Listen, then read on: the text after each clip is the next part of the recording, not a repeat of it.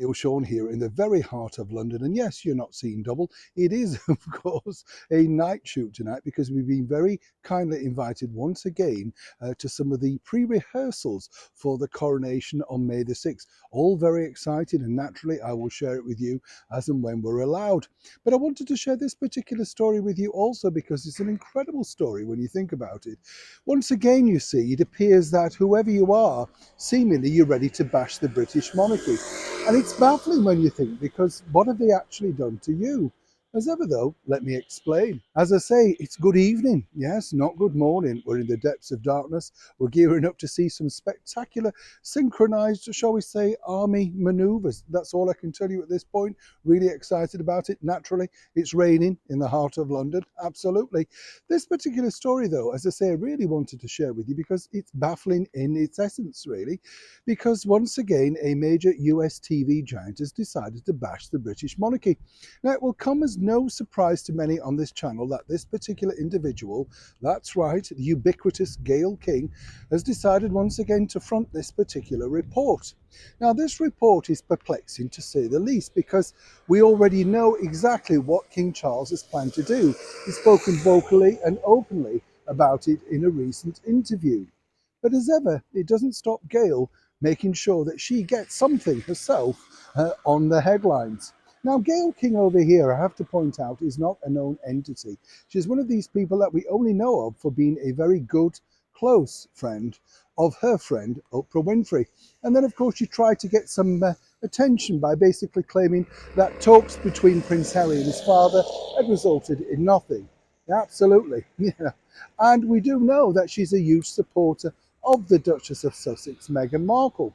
But CBS Mornings, fronted by Gayle, decided to send up a reporter, Holly, all the way up to Leeds in West Yorkshire, because the Earl of Harewood has decided that he's going to, along with many other stately homes over here in the United Kingdom, look at the links to the slave trade.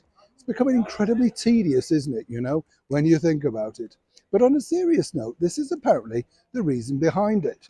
Now, the Earl of Harewood is a second cousin of King Charles, and he is behind, allegedly, this brand new effort calling for prominent British families and groups connected to the slave trade to apologise and atone. Well, as I say, they decided to send up a reporter called Holly, who's done a reasonable report, all being shown round this spectacular stately home.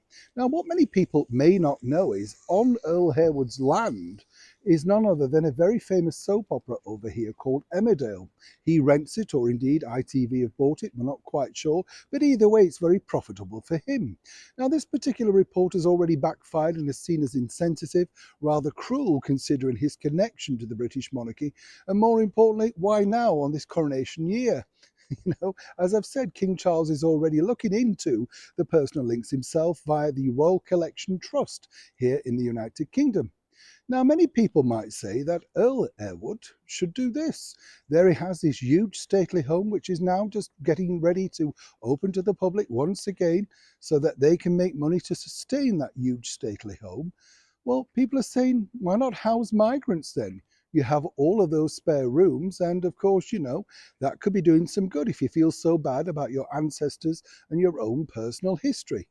Either way, whatever you decide, Gayle and her chums over at CBS have made sure that once again, the royals are in the headlines for all the wrong reasons. But more importantly, the Earl of Harewood really has made a bit of a huge mistake because over here in the United Kingdom, people are getting rather fed up with being lectured by incredibly wealthy people telling us exactly what we should be doing about our own British history. As I've said here before on the show, you can't change history. All you can do is learn from it, move forward, and hope never to repeat it in certain cases.